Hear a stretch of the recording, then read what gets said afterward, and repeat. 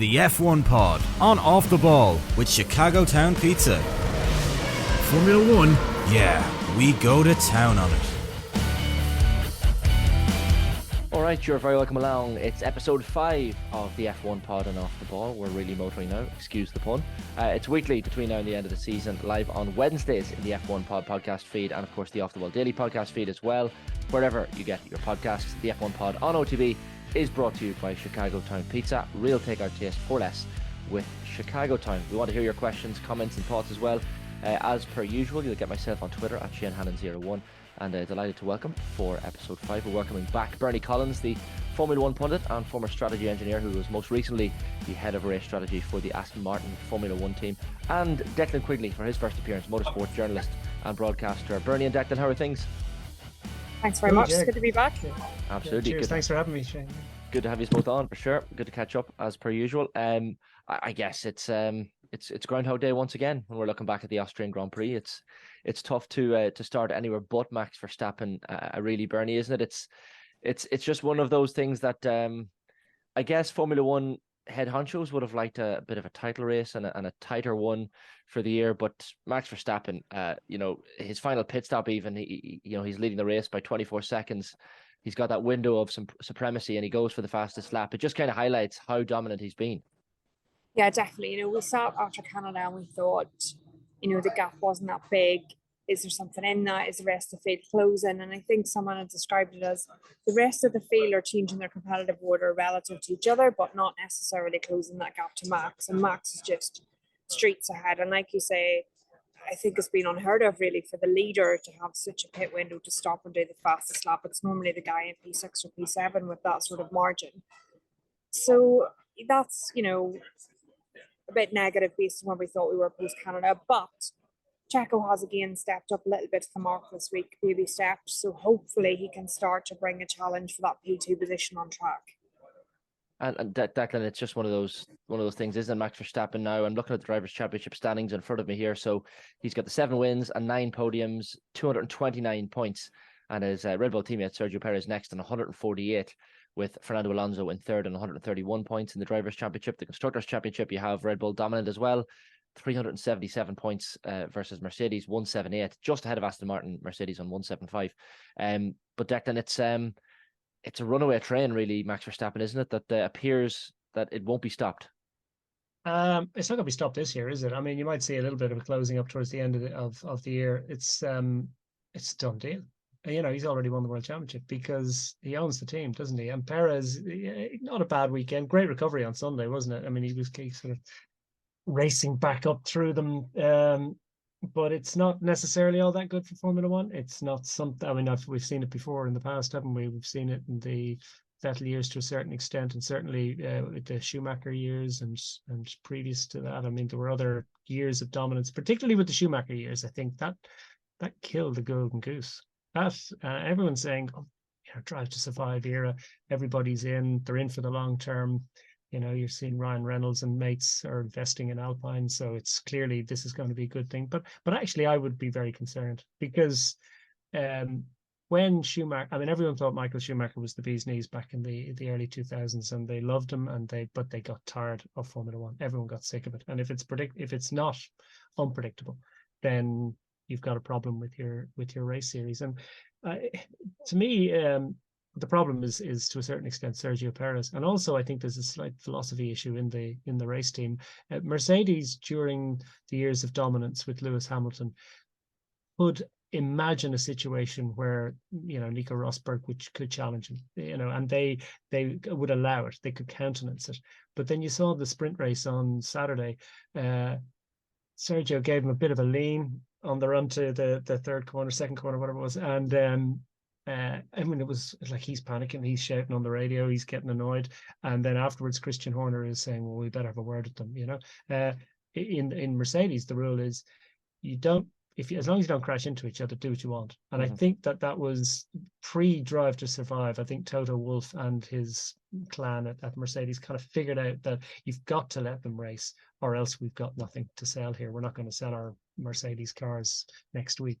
So, you've got to let the sport and breathe, and what Ferrari did back in the Schumacher years, they let Rubens Barrichello stew, and Eddie Irvine was very much, second best. And the same thing to a certain extent is happening, I think, with Sergio Perez. He's fighting, got a couple of wins this year, sick on Thursday, recovered okay, but it's contract time for him, and he's under a bit of pressure. Maybe in some ways it kind of suits them that he's a little bit under the cosh at the moment when they're negotiating contracts, but it's not good, is it?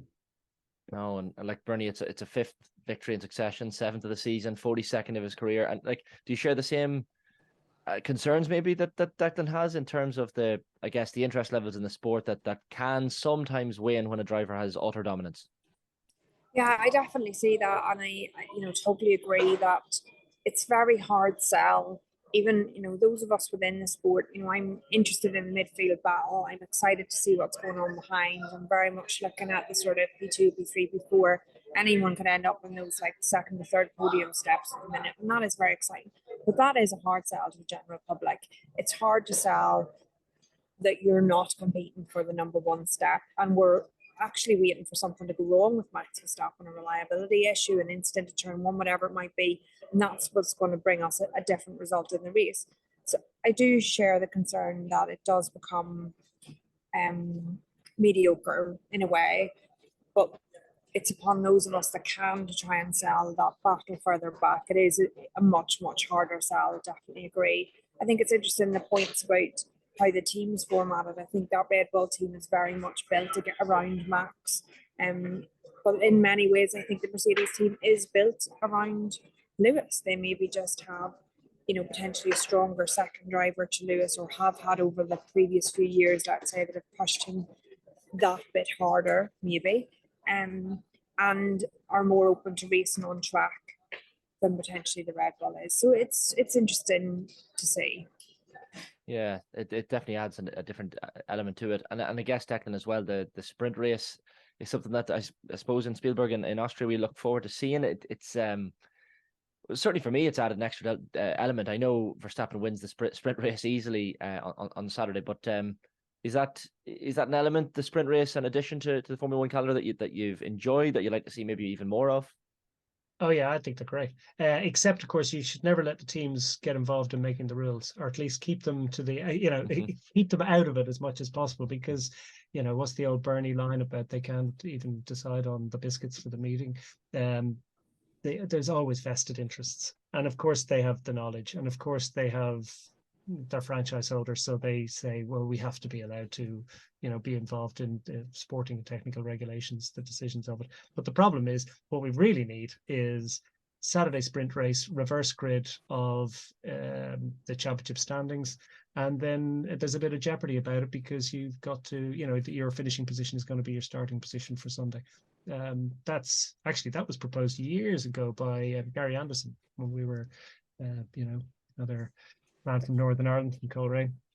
And that was his idea, and I thought it was a super idea, and I still think it's the way they should do it. And I think that would mean that they have to hustle a bit more. That will keep us interested on Sunday, especially in years of dominance. Never let the teams hear those decision making, because they will just dilute it and hone it and take it away from any sort of challenge. I mean, you can understand the pressure that guys like Christian Horner, etc., are under. I mean, it's all about points. And points means money, and all they can see, that's their bottom line, and that's the pressure they're under. And so you got to take that pressure away from them a little bit, or at least let them focus on that pressure and take away the decision making on some of the sporting regulations. From a race strategy perspective, did it add anything for you, Bernie? Like, for when you're working in the Aston Martin team, with the sprint weekends a bit more complicated to deal with? I'd imagine they were. I think I'm sort of seeing both sides of the coin now a little bit. I totally agree with Declan saying teams shouldn't be allowed to make the rules. I've sat in a number of FIA meetings where we're deciding on new rules or tyre distributions or whatever, and every team's thinking of their own little edge on it. And even this weekend, most of some of the things that happened in the sprint. I spoke to some people in the airport on the way home from Austria, and everyone had their own complaint based on their own team's performance in that aspect. So I'm totally on board with that. The thing that threw up that I was interested in this weekend is, because of the wet weekend, we had a lot of variation to the sprint weekend that we don't normally have in Austria. So the first one being in the qualifying shootout that we have on Saturday morning, because it was wet, the teams were allowed to use any of the tyres, medium, soft, didn't matter. There was pit stops. There was a lot going on. And I think that brought a much more interesting sprint shootout qualifying than what we would have had otherwise, because are they going to run a new medium? Are they going to run a new soft, which is quicker? There was a lot going on. There was a lot of pressure on the drivers, a lot of decision making that I think was very valuable. And equally, the sprint race, we had 11 of the drivers do a pit stop, which we never see in a sprint race.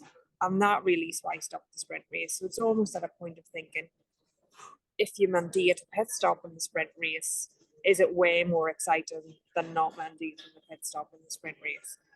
So just that sort of wet start really made it interesting what people were going to do. And then not having any long run data, I think, is, really important from the outside. Now, when I was on the inside, my opinion was very different. I hated sprint weekends. It's a lot of pressure. It's really busy. You don't have the data. You go into a lot of stuff blind. And I think I particularly hate this format, which I've not raced under, because you've got no long run data as a strategist going into Sunday. But it does make Sunday better from an outside point of view. But does blind not help make the strategists look, the ones that get it right, look brighter? Does it not, mean that you guys are actually more involved and that you can be more excited about it? Definitely it does. And it means that, it's a bit like if you get a normal weekend and you have a wet Friday and you don't get the long run data on a Friday, there's a lot more reaction happening in the race. There's a lot more strategy on the fly. And yes, it's a lot more pressure. It's a lot more work. But there is more to be gained or lost. And it does really show up the good teams at that point. So, I welcome the challenge of it, but it was just always easier to have all your nice long run data sitting there ready to go.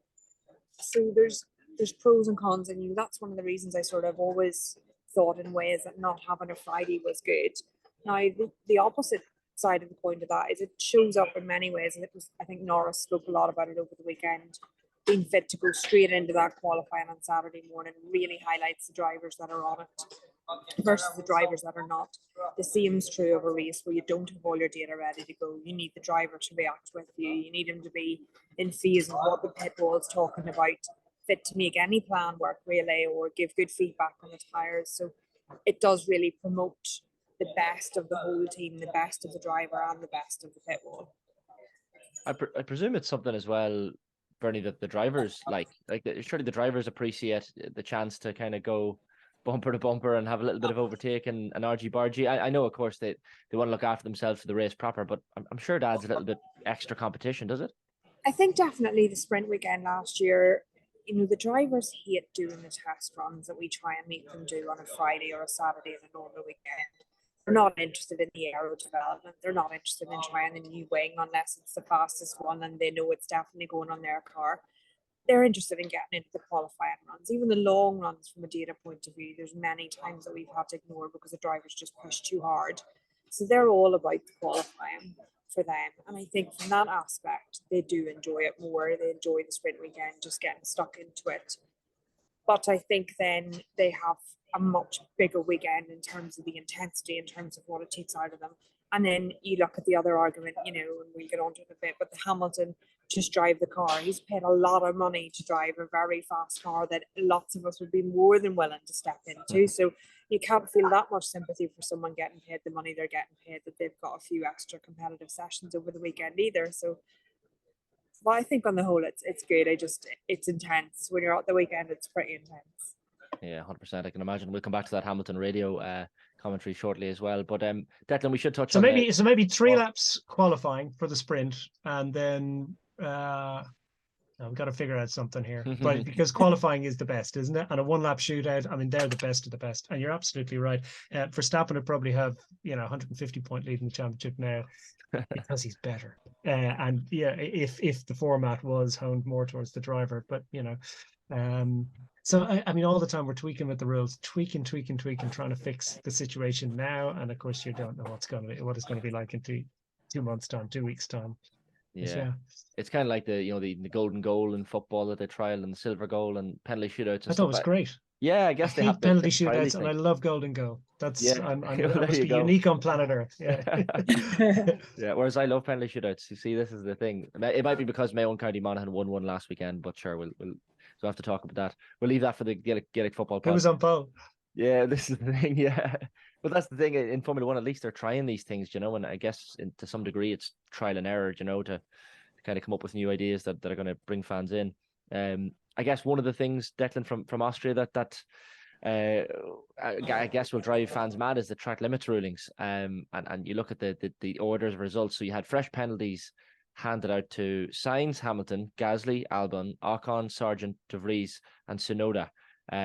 And then if the final order changed, Sainz loses his 4th place, drops to 6th, Norris up to 4th, Alonso to 5th, Hamilton and Russell switching places between 7th and 8th. And Stroll moves up to 9th, Gasly to 10th. It's a bit of a mess, Declan, isn't it, when you have this sort of thing happening? It's an absolute and total and utter complete mess. Did I read there were 1,200 different reports sent to the stewards over the weekend? Yeah, 1,200 potential violations, which is insane. I also saw one commentator or analyst suggested today that you just ignore track limits on Sundays. You know, they only count for qualifying. Maybe, I don't know. But then you've got, they say it's like Middle Eastern rallying back in the day where they completely redesigned the special stages depending on where they want to put their car. I've also seen suggestions that maybe a strip of grass, you know, people are saying more sausage curbs, they rip the cars asunder, but maybe that's the penalty you pay. Potentially you've got more safety car situations or, you know, or worse, you know, you've got a dangerous accident, but surely it's better than having a wall there. It's definitely better than gravel, you know, having the high grip tarmac on the outside. So that's got to stay there, hasn't it? So I think probably sausage curbs is the way to go. More of them, and you just have to. The drivers have to be penalised for their indiscretion. They won't take it all the way to the wall and beyond, which is what it is. It's a virtual wall, isn't it? That white line on the track. So. I mean, we think about the Wall of Champions in Montreal, you know, and they all hit it over the years, but actually very few people hit that wall, you know, whereas you've got 1,200 reports of people going over that white line. You can't put a wall there, but you've got to put something. And it's just ridiculous having track limits. It's just nuts, you know. It is fairly insane because even like I'm looking here, Bernie, like even someone had reported that even if you had just 100 infringements, that would mean the stewards were making a track limits judgment every 51 seconds in Austria. So you can see how things would slip through the net and not be seen. But you know, all these track limits infringements are just silly, aren't they? Yeah, it's something that we need to sort of look at. In the race. We've seen it in qualifying a lot, and we were expecting to see it in qualifying. We were expecting to see a number of lap times deleted, and actually this year in many ways it was almost better than it was last year. And in the race I wasn't expecting it to be such a thing. And looking through some of the videos, I think one of the things that stood out to me when I went through some of the analysis from the race is actually it prevented the stewards making calls on other things which are more relevant. So there was a number of drivers I noticed that incorrectly entered the pit lane. So I noticed at one point a driver in the wet cut across the white line that they're meant to be inside in the pit lane, and I noticed another driver during the race going the other way. So there's other penalties that are meant to have been, you know, given out during the race that I feel are missed because the stewards are just overworked. And you look at, you know, someone mentioned sort of in Austria over the weekend, you look at, you know, in tennis or any of these things, we've got a lot of cameras well set up to accurately predict if a ball is inside or outside the line. Why aren't we using, what can we do more in technology that means it's not someone manually going through some videos to figure out if a car is in or out? We do have sensors in the track, but it shouldn't be to that scale. And I do totally agree with Declan that it needs to be something physical that says you won't go there. And you can guarantee if there's a physical block there, whatever that may be, a sausage curb, gravel, a wall, it won't get hit so often. So, and I imagine if we went back to Austria this week, for example, the drivers would be a lot more careful on that curb. They've just been getting away with it for years in the race and assumed that was going to be the case again. Yeah, and that's the thing as well, Declan. Like you mentioned those 1,200 potential breaches. In the end, they found 83 rule breaches by drivers after the race, after more than 20 during the race. And you know, those 8 drivers I mentioned, like some of the penalties went from 5 seconds for Tsunoda up to, you know, 10 seconds for others. De Vries at 15 seconds and a 30-second penalty for Ocon. So it's changing. Was it two drivers didn't infringe? It's insane. Race, I think that's correct. Like, and that's just, I guess, look, the other side of this is that these are the 20 best drivers supposedly in the world, so there shouldn't be this many track limit, you know, I guess breaches across a race, but at the end of the day, this is just a number that's far too many to make the sport enjoyable. Can you not just restrict the cars somehow? I mean, they do it in indoor karting, don't they? Yeah. If you're naughty or whatever, they slow you on the way back to the pits. I mean, they can not just slow you down at the pit stop. And like you say, it should be automatic that it's understood that it happened, and then instantly the penalty can be applied to the vehicle somehow. I mean, you can't slow them down out in track because that would cause carnage, but maybe slow them at the next pit stop or something. Yeah, change it up. Good I riff just on that think one. we just can't have decisions being made post race. We could have been Right. in a situation this weekend where the podium changed, and that's pretty unacceptable for something as simple as track limits and lap 5, lap 6, whatever of the race, that we're deciding it half an hour after the race. Is a bit unacceptable, really. People hate them. People hate them during the race too. So maybe, I mean, that physical impediment is probably the best solution, isn't it? Because if people don't actually want to see penalties thrown hither and yon, unless it's it's against your guy, and your guy is going to benefit from it. But in general, I don't think people watching like to see the penalties. They don't enjoy it. Yeah, I think from a fan's perspective, you don't like it. Like, even when the race is punctuated by safety cars, as it was to an extent in Austria as well, that also kind of breaks up the atmosphere and the tension and the jeopardy for fans. So this is kind of similar, Declan, isn't it? You don't want jeopardy broken, and you don't want the race broken either. Yeah, it takes rhythm away from the watching experience as well as the driving experience. I suppose it does lead to a number of different sprint races. You talk about drivers, they just want to get in and drive the wheels off it. And one of the fundamental issues with modern Formula One racing is it is now effectively 1980s sports car racing, in as much as there's, instead of it being a field formula or whatever, they're huge trucks. They're enormous vehicles for a start, and they're just driving to the tires the whole time, which is, I mean, we shouldn't really be able to hear them on the radio just chatting away like Hamilton was nonstop, warbling away. I mean, they should be just so under pressure that they're hanging on by their, it's a white knuckle ride all the time. But obviously, I mean, they are amazingly fit. They're incredibly on top of it. They are the best of the best of the best, and they're able to absorb so much data and so much input, and be able to steer the car and hit their apexes again and again and again. I don't entirely understand how they can do it. It's just, they are extraordinary people, but it's almost they're affecting their own ability to tell the public just how amazing they are by being able to chat away on the radio the whole time as if it's just a drive to the shops. Yeah, exactly. You can imagine in any other sport having a mic'd, players or whatever mic'd up, it would be raising eyebrows, but it does at least show their talent. That's the one thing for sure. One driver, Bernie, that will be pretty happy and pretty pleased with the weekend's outing with Charles Leclerc for Ferrari. Plenty of reasons to smile. I think he won in Austria last year as well. Brilliant qualifying lap on Friday. Sets up his weekend nicely in a second place finish for the season. I think his teammate Carlos Sainz certainly helped him in holding up Sergio Perez for quite some time. But all in all, Charles Leclerc, brilliant weekend. Yeah, I think the Ferraris, both of them in terms of pace, a much better weekend than what we've seen in the past. Equally, Aston seemed to take a step backwards, McLaren a step forward. So it was a very strong weekend for Ferrari and McLaren, and they really needed that.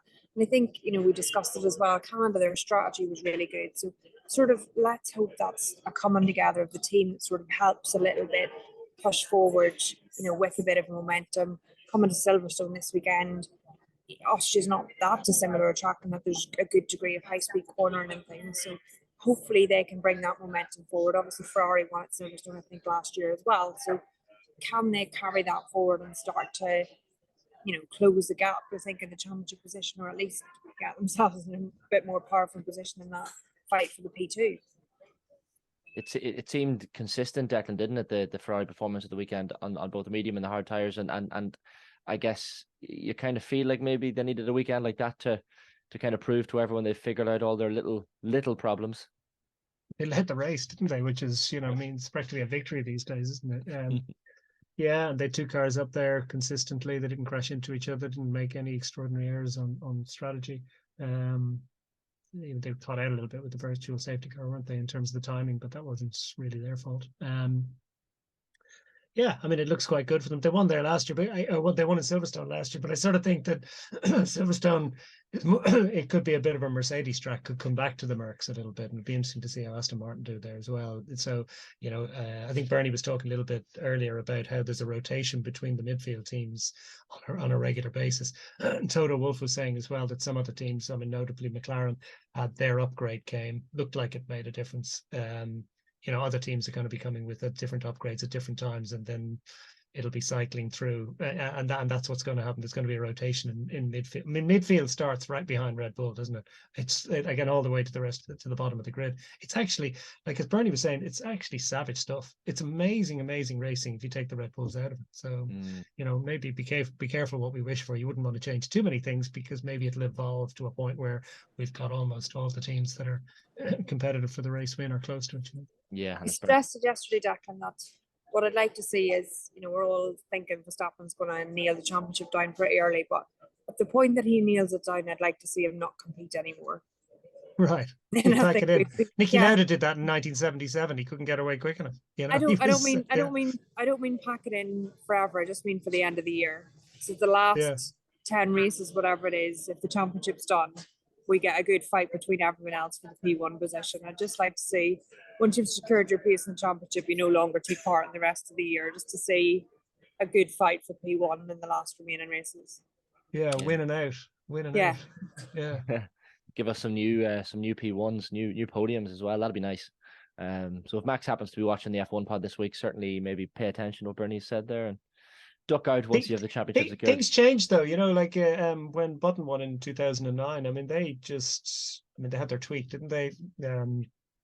With the diffuser, but they were rubbish in the second half of the season, weren't they? That Braun, I mean, they absolutely flew, and then I won't say the wheels fell off. It's a bit of an exaggeration, but he kind of limped to the title by the end, and he had it won. So things can change. Yeah. Absolutely. We're going to pick up in just a second, guys. We'll take a very short ad break here on the F1 pod and Off the Ball. It's episode 5. And we have Bernie Collins and Declan Quigley with us. And we'll be back with you on the F1 pod in just a sec.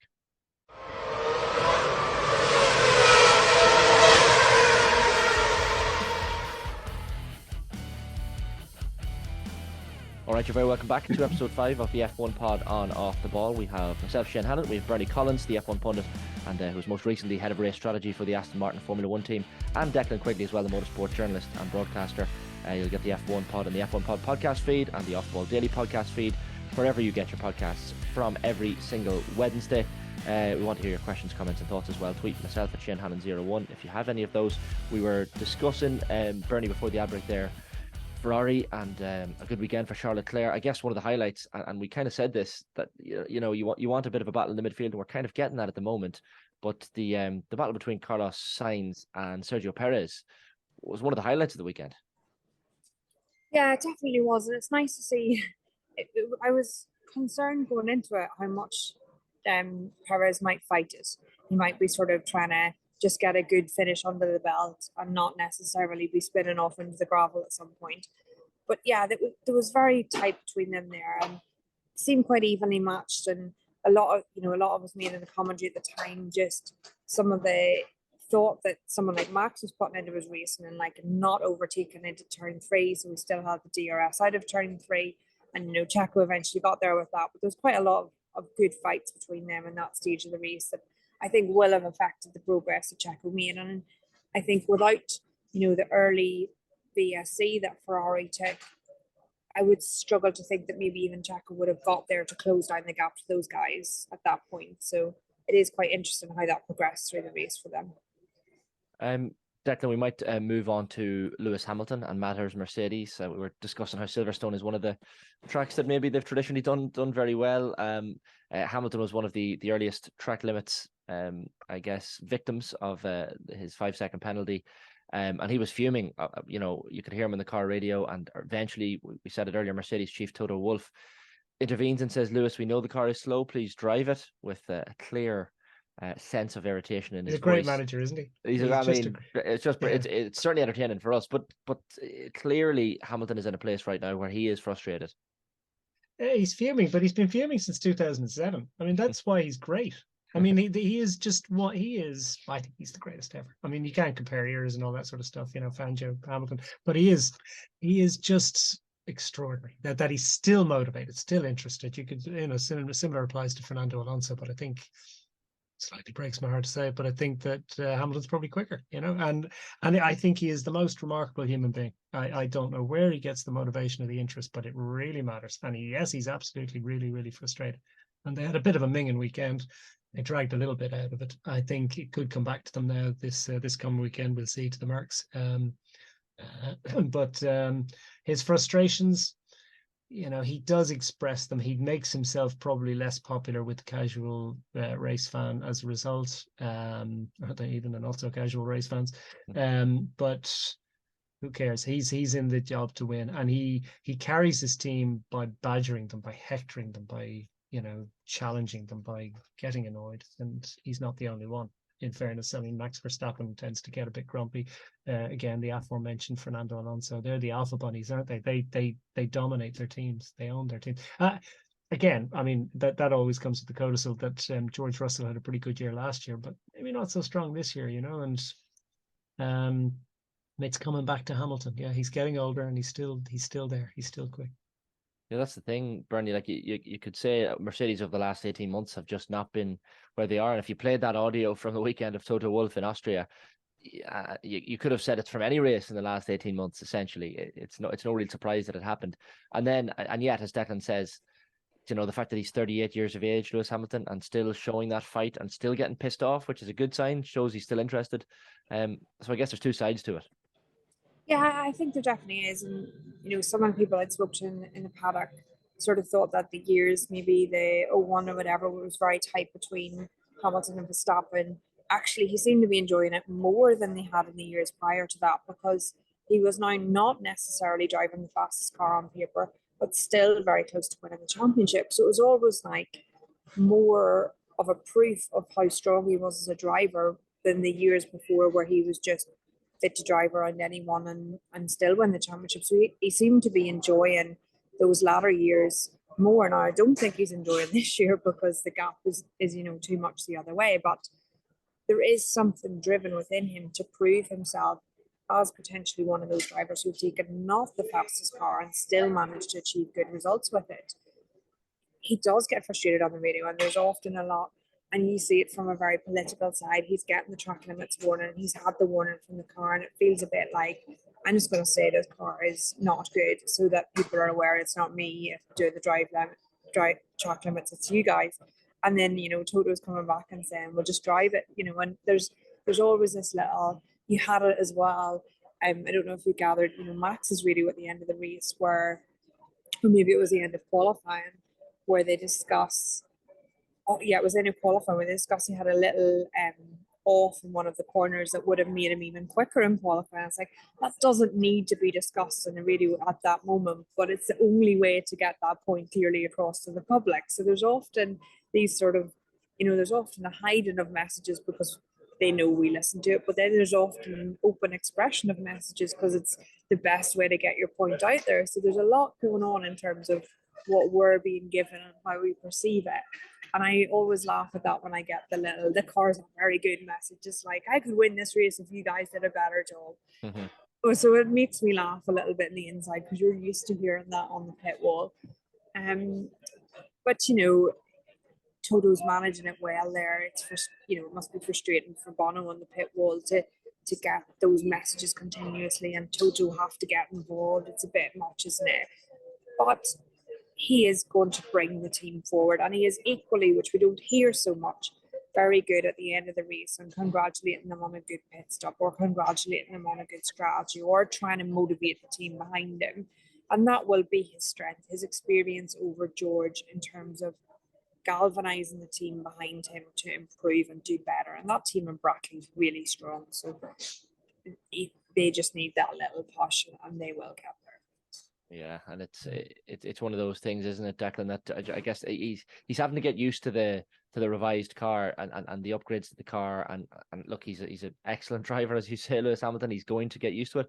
I do wonder on the car radio stuff, like these conversations, I no doubt happen, and Bernie, you might know the answer to this one as well. But I presume conversations happen in advance of a race where drivers are told, can you tone down the negativity or the criticism of the car or the team?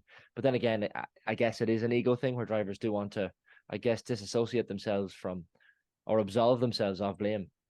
They're by miles the best paid people in their teams, aren't they? So they live in these ivory towers, and it needs a really, really strong manager, someone who is a figurehead. Is Toto Wolff. Horner's good too, isn't he? I mean, those guys are able to command their team, the team principle. You see it in other sports as well, where the player is much better paid than the manager, and they don't respect the manager. I think that there is enough respect there, and I think he is absolutely. It does get boring listening to it, doesn't he? This overprivileged, super wealthy person, and God, he's getting to drive every weekend and that. But he wants something else. I do not know why he wants to drive Formula One racing cars anymore, but he needs it. Like it's an old cliche, isn't it? It's not so much the bit extra that these people have; it's the bit missing, But he's just extra. I mean, I think both he and Fernando Alonso are just remarkable human beings because they have their money, so it's not for that, and their reputation is on the line every weekend. So that's another thing as well. I mean, they're it's a team sport. Motorsport is a team sport, and yet they're the ones that sit front of house. They're the ones that we're talking about on this podcast endlessly. They're the ones that people are commenting upon. So they're the ones that are in the firing line. Much like yourself, Shane. You're front of house for a team that off the ball. If something goes wrong technically, you're the one that people are going, oh, he said this, he said that. So it's, you'll understand it on that level, I'm sure. Yeah. So yeah, I can feel the frustration a little bit, and I could understand why a guy like him would want to sort of manage and manipulate the message. Plus, of course, they're constantly talking to the ref, aren't they? They're like Johnny Sexton, badgering referees, constantly hectoring and annoying them, and irritating them, but trying to force their own agenda, just trying to get what they need out of it. Yeah, no, Michael, no, just comes into my head as soon as you talk about the team engineers and the team principals talking to the referees. I'll never get that phrase out of my head.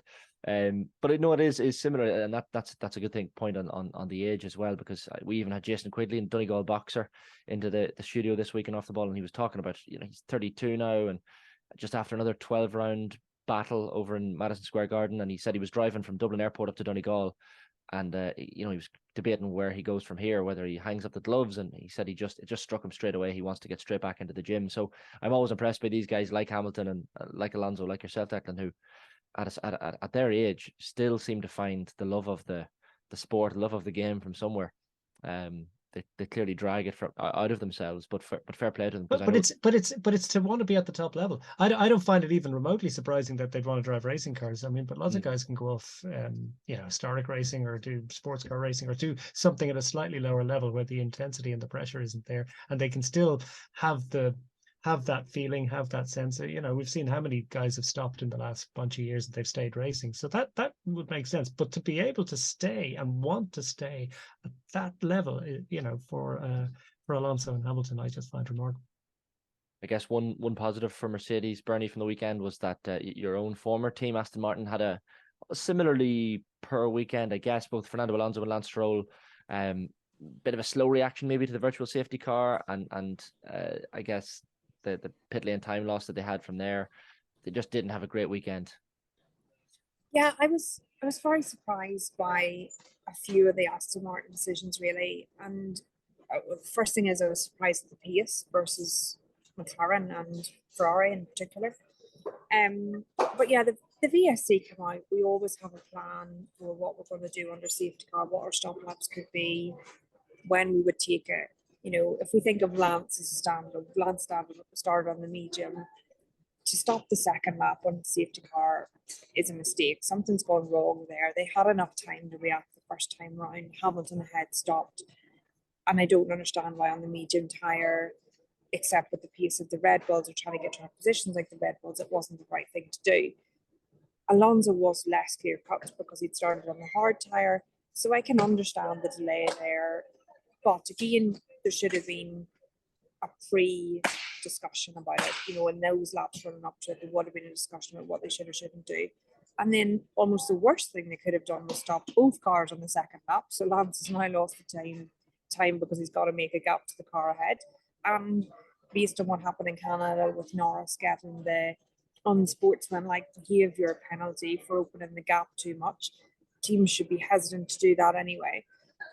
But I don't know how much of the coverage you watch, but one of the things on the grid was there was a lot going on in Alonso's car on the grid. Almost all of the engineers were around that car. There was an extra tyre set there wrapped up. And it just struck me, just in walking by it, that something was changing last minute on the grid.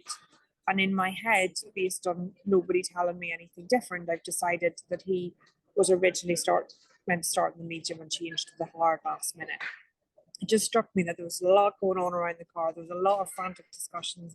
Alonso was stuck in the middle of it. Like, it was one of these in the pit wall. You get these bright ideas from someone that you've no control of because you're not on the grid yourself, and it's just the worst thing to come to the pit wall. And it just struck me that then maybe that has spiraled into this lack of preparedness for the VSC and that team. And I don't know that that's correct. It's just sort of the notion I've taken myself based on what I see on the grid.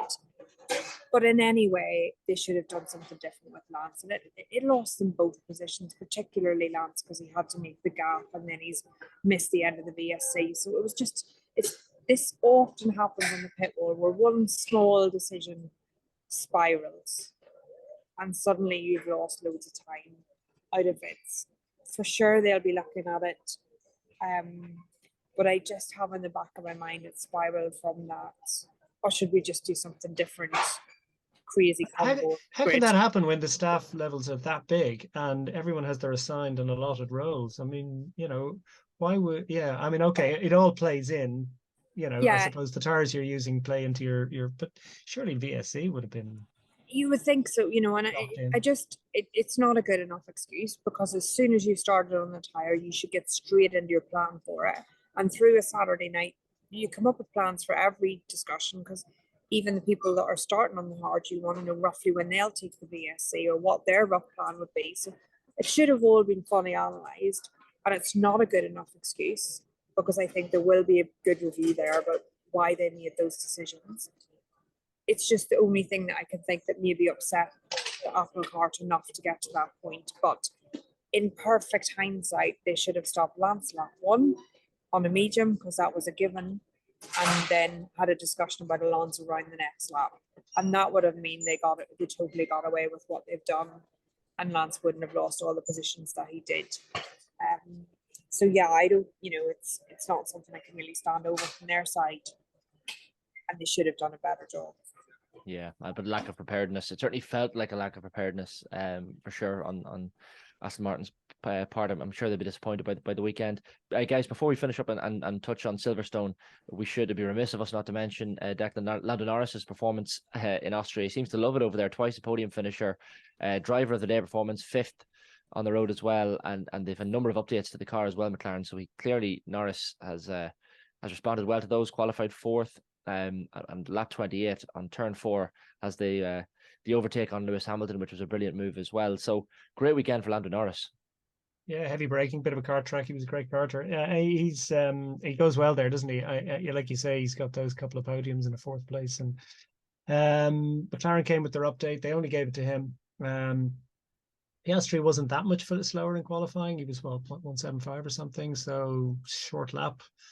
So that's a lot in F1 terms, isn't it, these days? But still, he has had the edge on Piastri already this year. So you kind of think, well, is the update making a big difference really?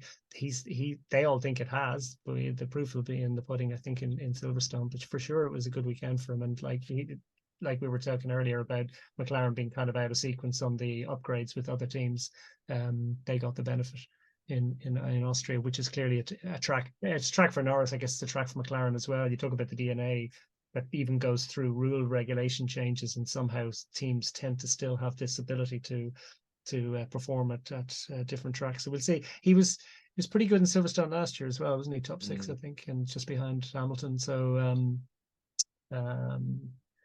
it's going to be a good old scrap behind the Red Bulls.